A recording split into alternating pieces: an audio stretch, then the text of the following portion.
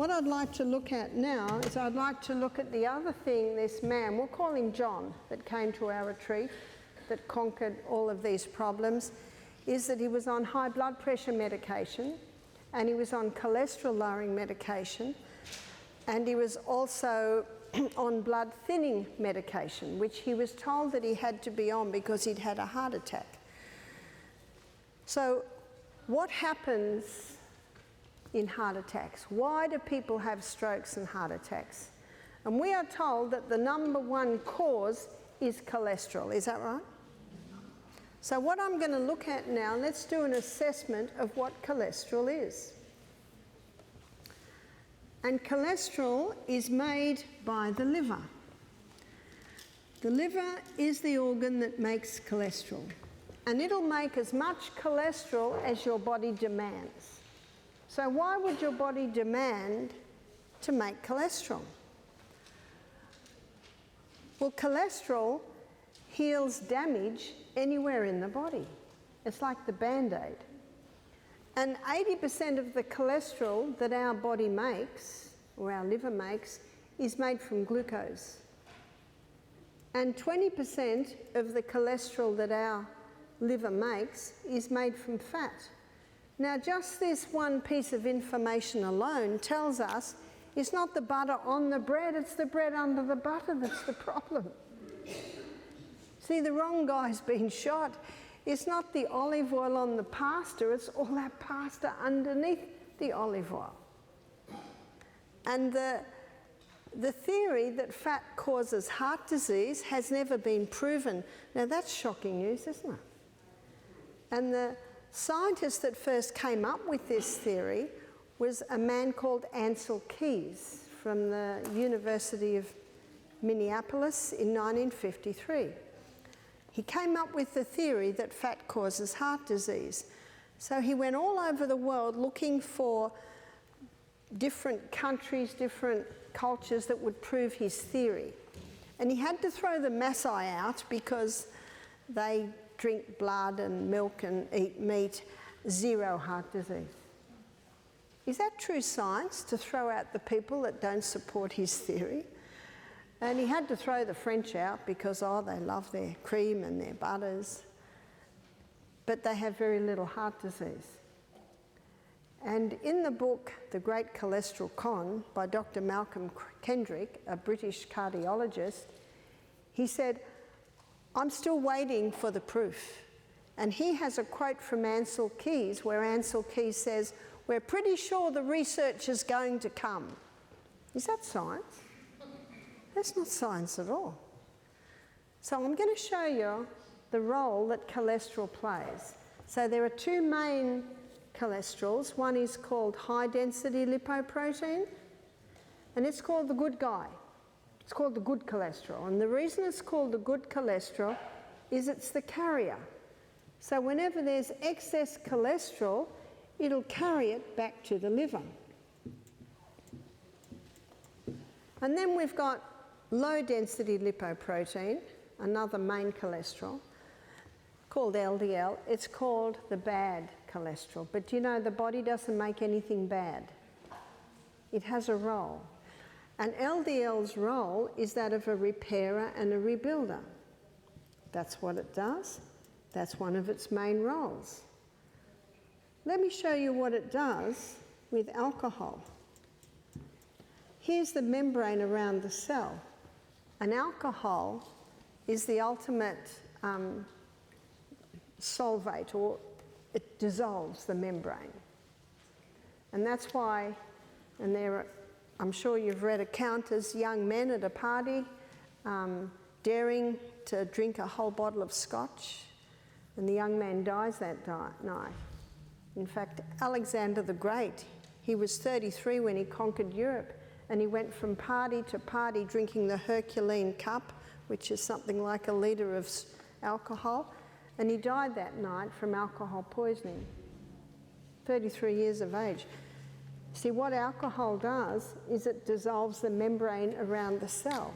So very quickly, the liver makes excess cholesterol to try and hold that together because it's the repairer and the rebuilder.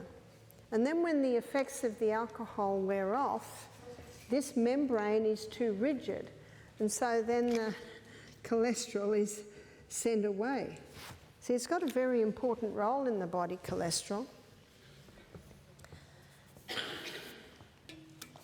Malcolm Kendrick, in his book, he said, for the first time, normal levels of a normal vital body substance is being called a disease.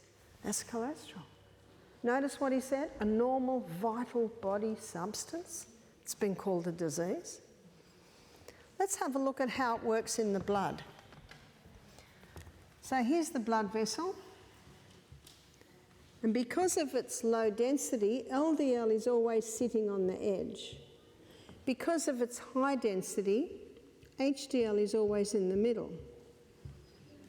And in her book, Put Your Heart in Your Mouth, Dr. Natasha Campbell McBride, she spends her first 3 chapters looking at all the environmental poisons that damage the endothelium cells that line the arteries. And we're exposed to these environmental poisons and they come in and they damage the endothelium cells. Okay, students, who's going to heal the damage? LDL. It's right there on the edge, ready to plug up the hole, plug up the holes. What an incredible process that we can thank God for. Because if it didn't plug up the holes, the blood would leach into the tissues and we'd die. But the person doesn't realise that what they're washing their clothes in is toxic. What they're washing their hair in is toxic. The food that they're eating has got chemicals on it. They don't realise it. It's so well hidden. Remember this industry that works on fear, lies, it's not the truth. And the damage continues. Did you manage to go to any clothes shop today and start looking at the labels? There's hardly any clothes that aren't made out of chemicals, and it's all adding. It's a little bit here and a little bit there and a little bit there. It's all adding into it. And then what people are cleaning their bathrooms with is toxic, a lot of that stuff. Have you thrown it all in the bin and bought your white vinegar yet? And the damage continues. And what's happening now? Oh, and the person finds a cockroach, so they go and get the man to spray the house. Oh, they're toxic chemicals. And so the damage continues. And the mercury fillings in the mouth. You know, I don't know how they ever got away with legalising mercury in the mouth. It's a neurotoxin. Vaccines contain mercury. Most fish today contains mercury. The bigger the fish, the higher the accumulation of mercury. And the damage continues, little by little by little. Something else is happening. You've got little protein molecules floating through the blood. And when someone's on a high carbohydrate diet, putting a lot of glucose into the blood, that glucose will connect with these protein molecules and it becomes sticky and it sticks on the wall. And let's say we've got an area here that's particularly narrow. One of these little protein sugar molecules dislodges and stuck. If that happens in the carotid artery, that's a stroke. If that happens in the heart, there's your cardiac arrest, your heart disease. Can you see it's not just one thing? It's a whole lot of little bits and pieces building up over many years. To say that cholesterol causes heart disease is like saying the fire trucks cause the fire. Well, they must. They're always there. Have you noticed? And so the person has a heart attack and they're told they must go on cholesterol-lowering medication. And what that medication does is it blocks the pathway in the liver that the liver uses to make cholesterol. But that same pathway that it uses to make cholesterol, it also uses to make coenzyme Q10. And I'm sure we've all heard of coenzyme Q10. That's your heart protective enzyme. So when a person's on cholesterol-lowering medication, they've now lost their heart protective enzyme. So someone on cholesterol-lowering medication can be more at risk because of the medication. LDL's got another role. It delivers cholesterol to the brain because the brain loves cholesterol. You see, I'll show you why. Fat burns at 9 calories per gram, whereas glucose, it burns at 4 calories per gram. What's a calorie? It's a unit of energy. So fat will give more than twice the units of energy compared to glucose. No wonder the brain loves cholesterol as fuel. Because it'll give more than twice the units of energy. So the person's had a heart attack and they're put on cholesterol-lowering medication. One of probably the most famous ones is Lipitor. Crestor is another one. We've got a book at home called Lipitor, Thief of Memory. And it's written by a doctor and an astronaut. And he was I think late 40s. And he went to have his yearly checkup and the doctor said, your cholesterol levels are a bit high. What were his cholesterol levels? 220. He said, your cholesterol levels are a bit high. I want you to go on this, on Lipitor. 6 weeks later, his wife found him out in the garden. He didn't know who he was. He didn't know who she was. He didn't know where he was. So they stopped the Lipitor. A year later, he went and had his yearly. Cholesterol levels were 220. Doc said, they're still a bit high. I want you to go back on that Lipitor. He said, forget it. He said, I nearly went mad on that. Doctor said, but that's very rare. What if you go on half dose? All right. Why did he go on half dose? Fear. He didn't want to die. Yeah? We should never make a decision on fear. That's not a good decision.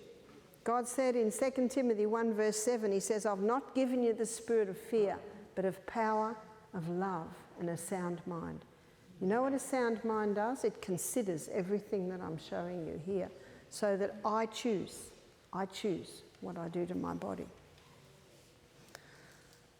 So he went back on the half dose. 6 weeks later, his wife found him in the garden, didn't know who she was, didn't know who he was, didn't know where he was. Stopped it immediately. And he wrote his story and put it up on a social media site. Well, when they looked at it, they said, what an incredible story. Can we put this out there? He said, be my guest. Within a few hours, thousands of hits of people saying the same thing happened to me. How many people in aged care facilities with dementia and Alzheimer's is it because of their cholesterol-lowering medication? I was giving meetings in New Zealand a few years ago. I gave this lecture on a Tuesday night. Thursday night I had a couple come and see me. The man and the lady were both in their 80s. And the man said, we've got a story for you. He said, my wife, he's been on Lipitor for 5 years. He said, we're starting to get difficult to know how to handle her. We'd find her up in the middle of the night in the neighbour's yard. She'd be ironing and just leave the iron on and nearly burnt through the ironing board. He said it was getting very difficult and we had to make the difficult decision to put her in an aged care facility. He said, we came here Tuesday night, we heard your lecture, so that night and the next day, in fact, we have stopped Lipitor. He had a tear in his eye. He said, I've got my wife back. He said, thank you. In just 2 days, stopping that medication. What if you've been on it for 10 years? If you stop it, there will be a side effect. Your memory will return. Because the side effects of cholesterol-lowering medication are Alzheimer's, dementia, memory loss, muscle wasting. Interested? And they've just added another one, breast cancer. Do you remember yesterday? What are our sex hormones made from? Cholesterol. In fact, if you're on cholesterol-lowering medication, your sex hormones are going to be out of balance. If you're on cholesterol-lowering medication, your vitamin D levels are going to be low. Do you remember what Dr. Malcolm Kendrick said? For the first time, normal levels of a normal vital body substance is being called a disease. Dr. Malcolm Kendrick, in his book, The Great Cholesterol Con, he's scathing in his attack on medicine because of this erroneous view that cholesterol causes heart disease. It's #1 killer in the world today. Are they doing anything? You had a question? So are you saying that the cholesterol we have in our body is actually treating the glucose we're putting in? So you're saying that it's good to have high cholesterol because it's taking care of our body, right? That's right. It's the repair and the builder, but hear me out a bit more. So what are they doing to lower heart disease? It's been the #1 killer for a long time. So what they've done is they've lowered the cholesterol levels. When I was in Alabama, the health retreat there, running a program maybe 6 years ago, a nutritionist was doing the program. She was 69. So she'd be well into her 70s now. She was very fit, looked 50. She said, I'm a nutritionist. I was in university 40 years ago. Should I have my own business? I also work with a doctor. She said, 40 years ago, we were told that it is quite normal to have a cholesterol level of 300. Have we changed? We're still the same body. So I'd like to suggest to you that 300 is perfectly safe. And yet if someone is above 190, that's what they're saying to people today. If you're 190 or under, you must go on cholesterol-lowering medication. It's not true. It's not true. The Framingham Heart Study. Have you heard of the Framingham Heart Study? Little town of Framingham here in the US. This is a study, I like it because it's not funded by the dairy industry or the wheat industry or the meat industry or the sugar industry or the pharmaceutical industry.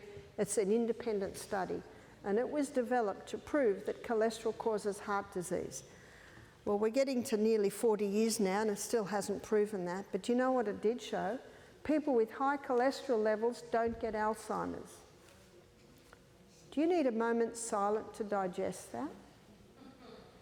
People with high cholesterol levels don't get Alzheimer's because the brain loves cholesterol.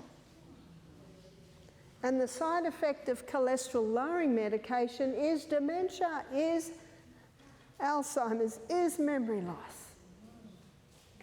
Our brain should be getting smarter and wiser with age. Do we see that? On Saturday, I'm going to show you how our brain can get younger as we get older. And you know what it needs? Nice amounts of fat.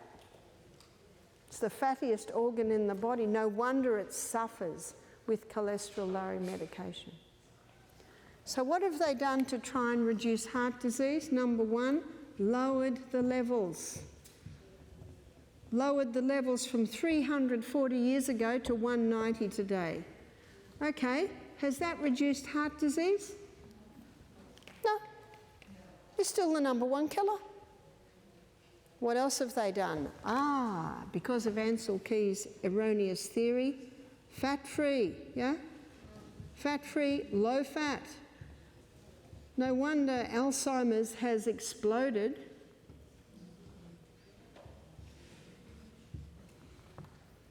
Has that helped? Not at all. Not at all. Hasn't reduced. Got everyone eating margarine instead of butter. Has that helped? Not at all. Not at all. Everyone over the age of 50 on your statin drugs, these are your cholesterol-lowering medication. Has that lowered heart disease? Not at all. And what's the definition of insanity? To do what you've always done, expect different results. Yes? I understand that it was the drug company that created the cholesterol medication vaccine in the late 70s. Yeah. They got the FDA to lower it to 220. Yeah. I'm here to tell you truth. Because I'm sorry, but there are many lies out there. And that's why I am the one that chooses what happens to my body. And God desires us to choose what we do with our body according to information. And that information has to make sense. And if I present anything to you that doesn't make sense, take me to task on that, because it must make sense. Here's another one that they've got people to do. No salt. So today when I had lunch with my two little friends who I'm staying with, we had baked potato. I said, this is what you do, girls. I cut open my baked potato, I got the olive oil. My potato is now no longer white, it's yellow with the olive oil on it. And then I got the whole salt with all of its minerals and sprinkled it on. Wasn't long before they were copying me and enjoying it. Isn't it salt and fat that makes food taste delicious? And fat doesn't make you fat. But doesn't salt harden the arteries? There is a salt that will harden the arteries, and that's refined salt. I'll show you how.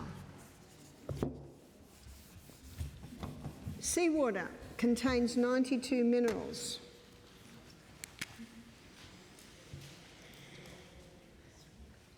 Minerals.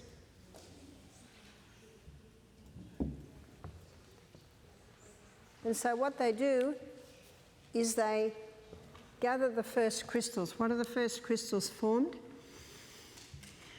Sodium makes up 30% of those 92 minerals, and chloride makes up 50%. So sodium chloride is the first crystals formed when they evaporate the water from seawater. So they scoop that up, bleach it white, put aluminium with it so it runs freely. There's your table salt. And the doctor's right, that table salt is a dangerous salt. But you can get whole salt. Celtic salt has 82. Himalayan salt contains 75. If you're not sure on the salt, ring up the manufacturers and ask for a mineral analysis of their salt. Yes? In regular sea salt. Pardon? In regular sea salt. Regular sea salt. Well, regular sea salt. Do you see this table salt that comes from the seawater? Table salt. It has 2 minerals, and you know what they call it? Sea salt. Because it comes from the sea. So if it's white and it runs freely, I'm concerned. See, this Celtic salt here, it contains 3 magnesiums. And magnesium is a water-hungry molecule. And that's why a good salt is a wet salt. Especially when there's a lot of rain, it gets very wet. It's the 3 magnesiums. And magnesium is a muscle relaxant. So magnesium is very good if someone has high blood pressure because it relaxes the heart at rest. So let me show you how these salts work in the cell.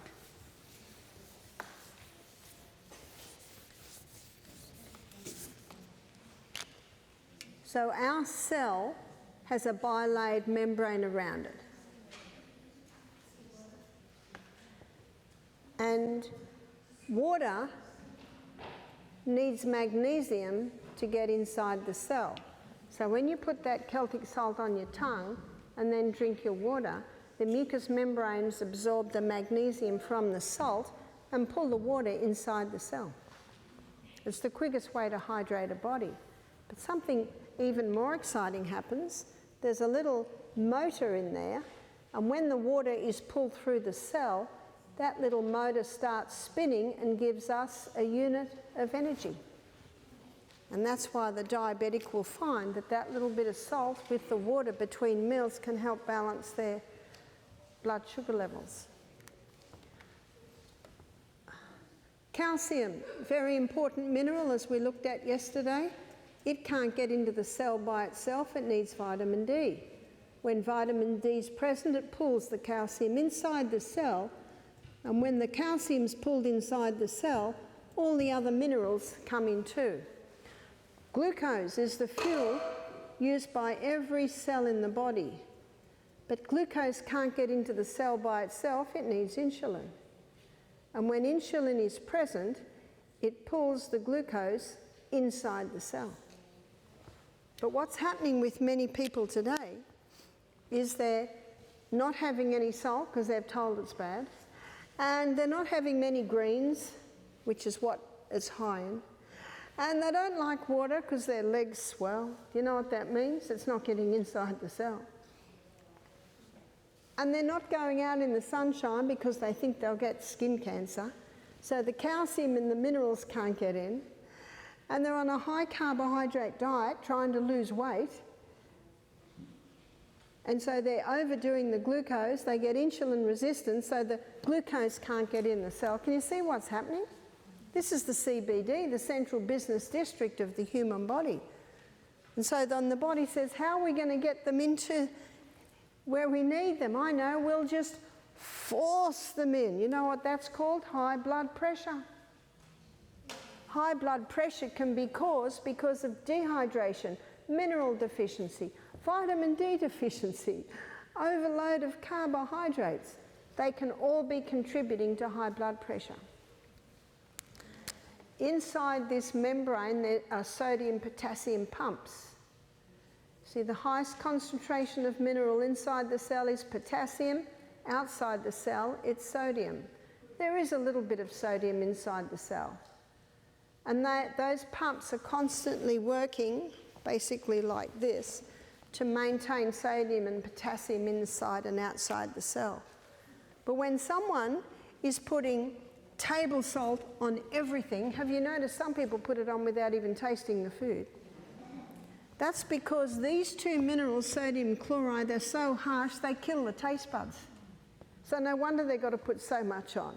But what's happening now is sodium levels are getting too high and potassium levels are getting too low. And where do we find potassium? In all your fresh fruits and vegetables. And some people, just on the high carbohydrate diet, there's hardly a fruit and vegetable eaten. So what's happening now is too much sodium gets into the cell, sodium levels inside the cell rise, the cell swells, there's your high blood pressure. And that's how the table salt contributes to high blood pressure. Tell me if like the Morton salts, if they think that they're sea salts, are those? Well, if there's a salt and you're wondering what it has, you contact the company and ask for a mineral analysis of their salt and find out just how many minerals there are in their salts.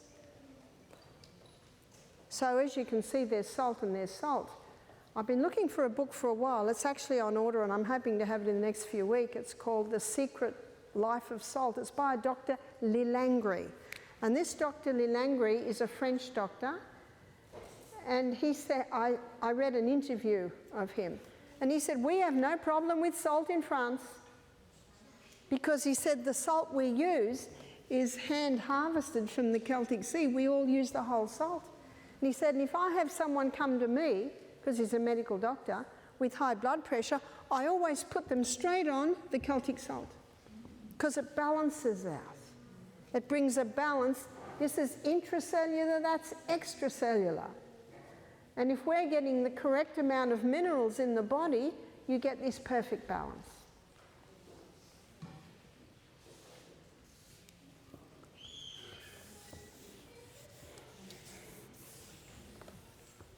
So as you can see, cholesterol doesn't cause heart disease. It's damage to the arterial walls.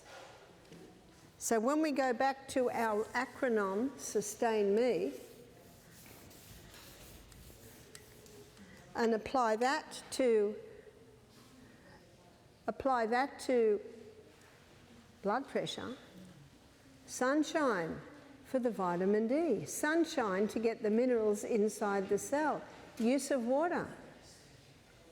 A dehydrated body is a body that builds up pressure, contributing to high blood pressure. And the best blood thinner is water. So as we go through this, we'll also list blood thinners. Best blood thinner is water and the Celtic salt, because our blood is salty. So to thin the blood, we need water and we need salt. So the whole salt. And the water needs to be taken again through the day. Sleep. Allow your heart to rest. The heart needs to rest. It needs 8 hours every night.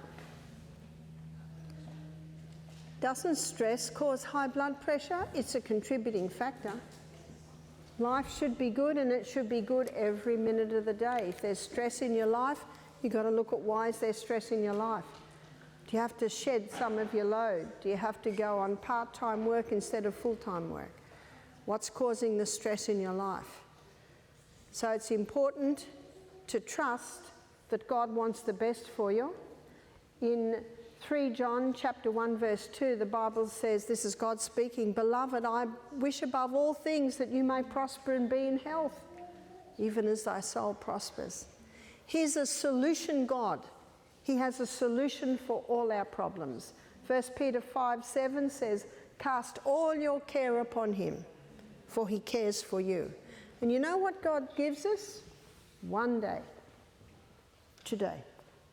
And when you love this moment, when you love where you are and what you're doing, valuing every moment, past pain fades and future worries don't seem so troublesome.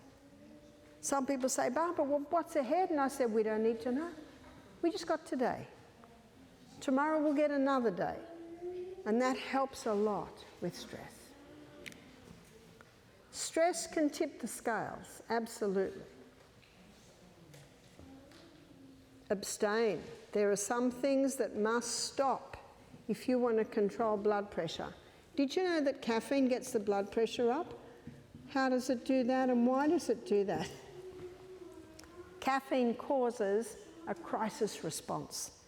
And when you're in a crisis, your blood pressure rises so that you've got the energy, the fight and the flight, to run or climb or fight for your life. So caffeine always raises blood sugar levels. Table salt.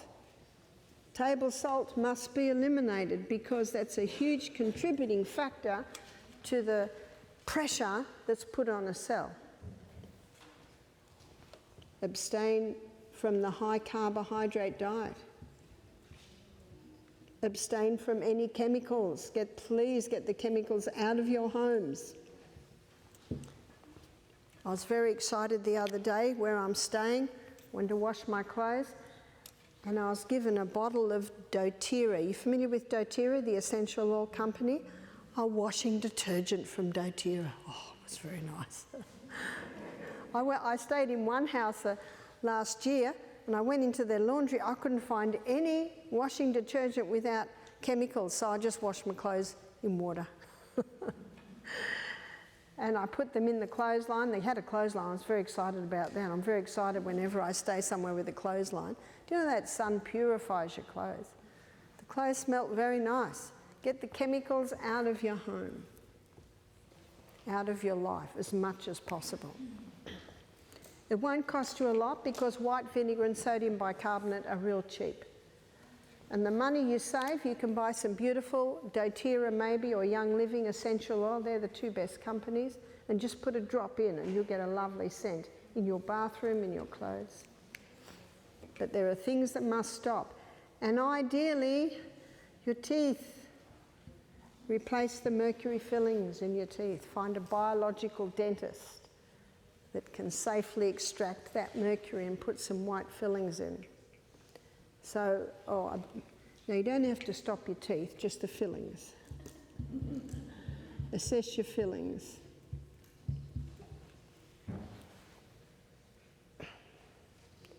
Inhale.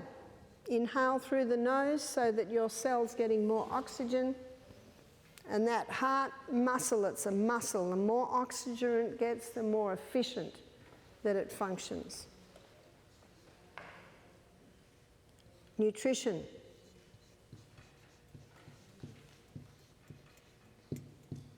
So your fibre, especially your greens. Greens are great blood thinners. So we'll make a list here of blood thinners.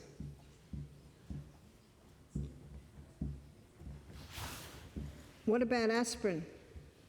A lot of people are told, there's even newspaper articles that say over the age of 50 you should have half an aspirin a day. Have you heard that? Well, I'll tell you the recent discoveries of aspirin. Aspirin causes brain bleeds. Brain bleeds. So it's contributing to Alzheimer's. Aspirin causes eye bleeds. That's contributing to a deterioration of eyesight. Aspirin causes stomach bleeds. It's the #1 cause of stomach ulcer. It is not a safe drug. So what are your best alternatives? Drink adequate water and cayenne pepper. Cayenne pepper is a powerful blood thinner. Cayenne pepper not only thins the blood, cayenne pepper is a vasodilator. Vasodilator means it opens the blood vessels. And there are 2 gases, I mentioned this yesterday, that are vasodilators, opens the blood vessels. And these 2 gases are only in your blood when you breathe through your nose. One is nitric oxide. When you breathe through your nose, it stimulates your sinus to release nitric oxide. And nitric oxide is antibacterial. It's an amazing substance, but it's a vasodilator. It opens the blood vessels, breathing through the nose. The other gas is carbon dioxide. When you breathe out through your mouth, you lose too much carbon dioxide. So on your exercise this morning, which I'm sure everyone tried to do, did you just nose breathe? It's very hard. I had an injury a month ago where I fell and hit my head and between my shoulders, and I've only just been able to start my push-ups again. But this morning I ran for the first time, no pain. And I did my high intensity interval training where I do 30 seconds running as fast as you can, and then 90 seconds recovery, then 30 seconds running as fast as you can.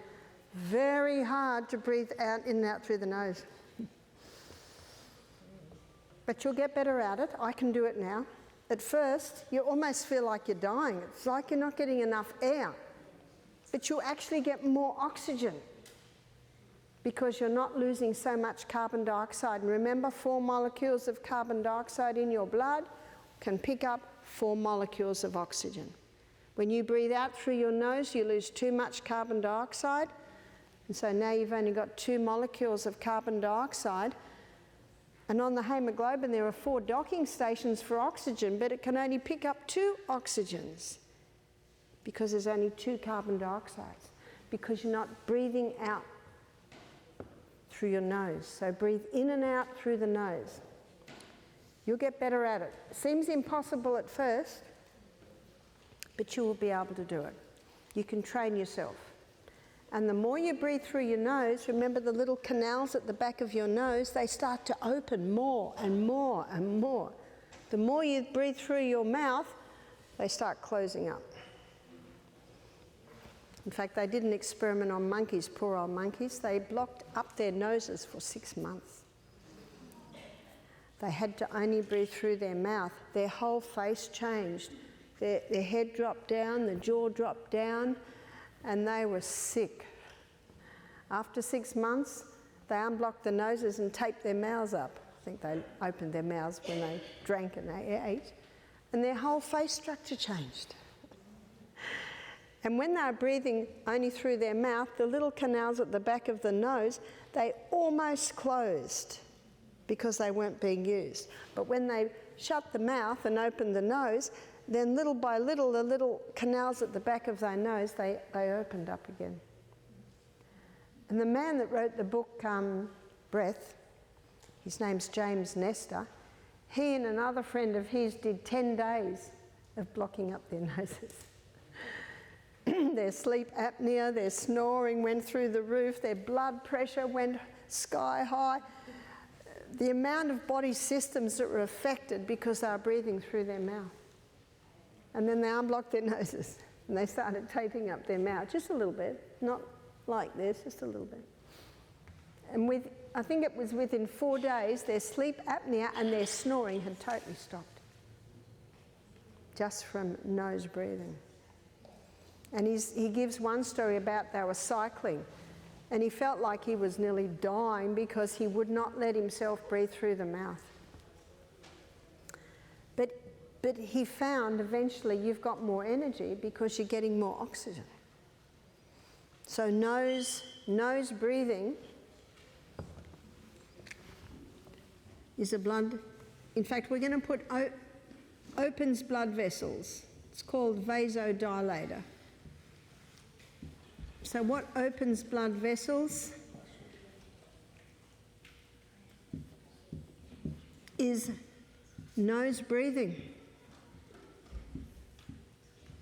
In fact, there are a couple of reports of doctors when the COVID thing was at its peak that were using nitric oxide in the nose to help recover from COVID. And yet all they have to do is nose breathe.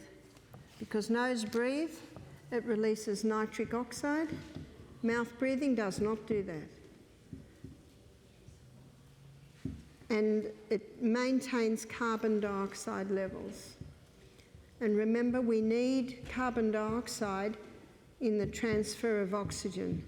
Not enough carbon dioxide, not enough oxygen. So that oxygen can be in your blood, but the cells cannot access it. We need to get the oxygen inside the cell. So cayenne pepper, how much cayenne pepper? 1 capsule 3 times a day. If you're handling that well, you can go up to 2 capsules 3 times a day. Some people, when they first stop their blood thinning medication, they'll take 2 capsules 3 times a day. Cayenne pepper not only thins the blood, cayenne pepper opens the blood vessels, and cayenne pepper rebuilds the lining of the arterial walls. That's impressive. In fact, in his book, Curing with Cayenne, Sam Beiser, it's an e-book, he maintains that cayenne pepper can cause a regeneration of heart muscle. It's a powerful herb. Your greens, try and have greens every day. In fact, I think every lecture we've had so far, we've talked about the wonders of dark green leafy vegetables.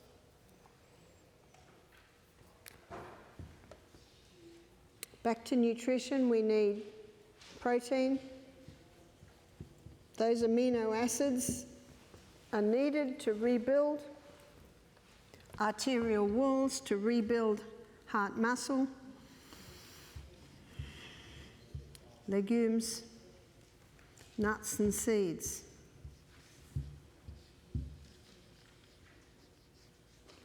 And your good fats, because as I've shown you, fat does not cause heart disease. There is something else that needs to be abstained, and that's your refined oils. Your refined oils are dangerous oils. In his book, Fats That Heal, Fats That Kill, Udo Rasmus shows that there are some oils that can damage. And the margarine that they introduced to try and reduce heart disease, it hasn't reduced heart disease, and cancer rates have certainly risen because it's a damaged oil. So it can actually contribute to the damage in the arterial walls. So the only time that fats may play a role in heart disease is the damaged oils. So this is your fried food, this is your heated foods. There's only one oil that can handle heat, and that is the coconut oil. Saturated fats are heat resistant, light resistant, oxygen resistant.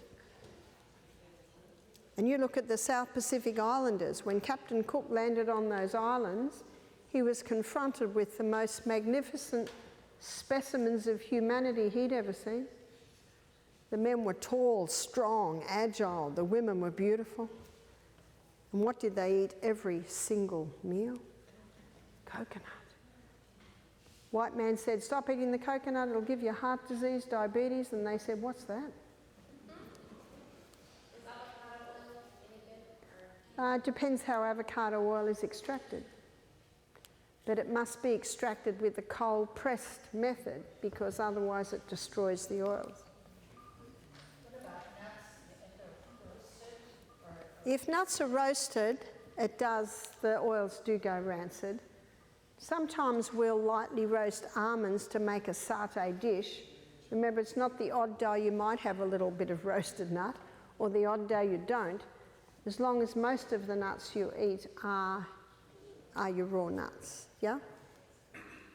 Would you be so kind to explain how the saturated component of the coconut oil does not harm, or saturated oil from animal products has a different effect? One of the problems with the animal fats is that it's in the fat part that most of the environmental poisons are stored. So it is true that Lulabelle the cow on an organic farm in a mountaintop, that butter will not harm. In fact, butter, your body knows, but it does not know margarine. But the problem today that it's hard, unless you buy organic butter, it's very difficult or impossible to buy a butter that does not have environmental poisons in it. But organic butter and coconut oil, neither of those are harmful on the body. They're both fats that the body recognises. Yeah. Regards to nuts, what do you think about soaking the nuts? So the question, soaking nuts, we had that question the other day. You can soak the nuts. I actually like raw nuts myself because it has a stronger flavour, as long as you chew them very well. Is there a bad nut? The only nut I don't eat is the peanut, because peanuts are commonly contaminated with mould.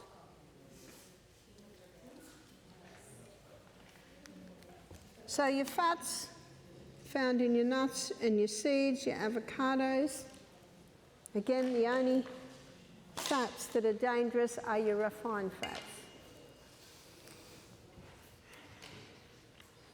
Moderation in all the good things. You can overdo your nuts, and it's easy to do that, they're so delicious. So please keep it to only about 8 to 10 a meal. Exercise. Your heart is a muscle, and exercise strengthens the heart. Exercise is a very important part of strengthening the heart. And the book Body by Science by Dr. Doug McCuff, he's a cardiovascular surgeon, and also PACE by Dr. Al Sears. He's also called the exercise doctor. They both showed that the high intensity interval training is the best exercise to strengthen the heart. And as the name implies, these are intervals of high intensity. So what's the high intensity? This is running for your life. Can't run, push-ups, can't do push-ups, do push-ups on the wall. Most of the research has been done on an exercise bike. Because on an exercise bike, the person's holding on. If the hip, knee or ankle aren't working well, they haven't got all the weight are on their hips. And if they're a bit unstable on their feet, they're holding on, and you cycle as hard and as fast as you can. And ideally, that's done for 30 seconds. And if you don't think that's very long, try it. Recovery. Recovery time they found was approximately 90 seconds. If you find that after 90 seconds you're still a little breathless, then wait until you've got your breath back. And recovery time, they also have found that recovery time's better if you're moving. You might feel like stopping, but if you can just keep moving, walking slowly, or if I'm climbing a hill and I'm halfway up and I've done my 30 seconds, I might do some upper body stretches, might do some leg stretches. As long as you're moving a little bit, it's a more effective recovery. And that's usually done for a cycle of 6. So let's do the maths on that. How long have we got here? 15 minutes a day. If you have not got 15 minutes a day, it's time to assess what you do with your time. How much time are you on the phone? How much time are you on the internet? 15 minutes. This is the best insurance policy you can make. So you just got to find out what works for you. It's only 15 minutes. That's not long. We've all got 15 minutes. Because my understanding is we've got 24 hours in a day, is that right? And there are 4 15 minutes in every hour. So you can't afford not to do that. Doug McGuff says, when you start doing this high-intensity interval training, we're not going to be able to hold you down because you're going to have so much energy. You just got to find out where to put it in and how to put it in your day. Your fitness is not determined by how hard and fast you go, but how long you take to recover. So it's a good idea to write down your recovery time, because as you get fitter, your recovery time will get less and less. Yes? I've seen this in a doctor named Stacy Sims, PhD. They had said that it is HIIT, but it is not the regular HIIT of intervals like how you would usually see. It's exactly what you just explained, what you did today of running, which is be a sprint interval with doing so you're doing the same thing 6 times or 3 times. Yeah. Doing 20 or 30 seconds, because I know a lot of people, I'm a fitness trainer, and they would think that HIIT is the regular circuit type of HIIT. And I just wanted to clarify that what you're doing is... Yeah. See, sometimes in a gym there'll be cycle of different activities, but most of the research has been done on the exercise bike, and also Dr. Michael Mosley. I talk about his book, Fast Diet. Well, he's done another book called Fast Exercise. So there are quite a few authors that are coming together showing that this is the most powerful form of exercise that you can do for your heart and for many areas. So this is how you can put Sustain Me into strengthening your heart. And before we finish, which we're about to do and have a break, there is a herb that can strengthen the heart, and we have found that this herb has helped many people get off their blood pressure medication, and that is the hawthorn berry. And the hawthorn berry strengthens the heart.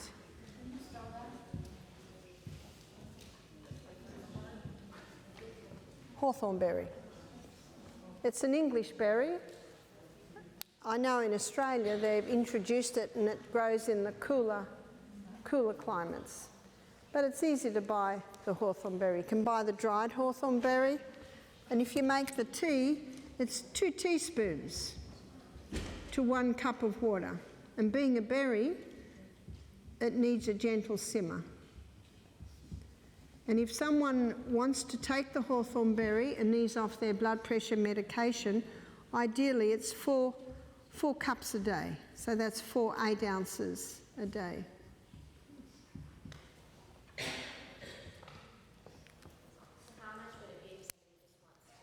If you want to take it in a tablet form, you can easily have 3,000 to 4,000 milligrams a day. What if somebody doesn't have blood pressure issues? What if someone doesn't have what? Blood pressure issues, just possible. If they want to take it, wouldn't hurt it, it strengthens the heart. Yes? I'm just wondering, when going back with the use of water, do you recommend sort of like spring water? Okay, so ideally, you go in, you know, most people would do well to have a filter on their tap, because the problem with bottled water is it's in a plastic bottle. So the tap water that's been filtered would be the best. You want a filter that'll take out the chlorine and the fluoride. But we'll finish now because I'd like you to have a quick break for us to come back and talk about feeding children.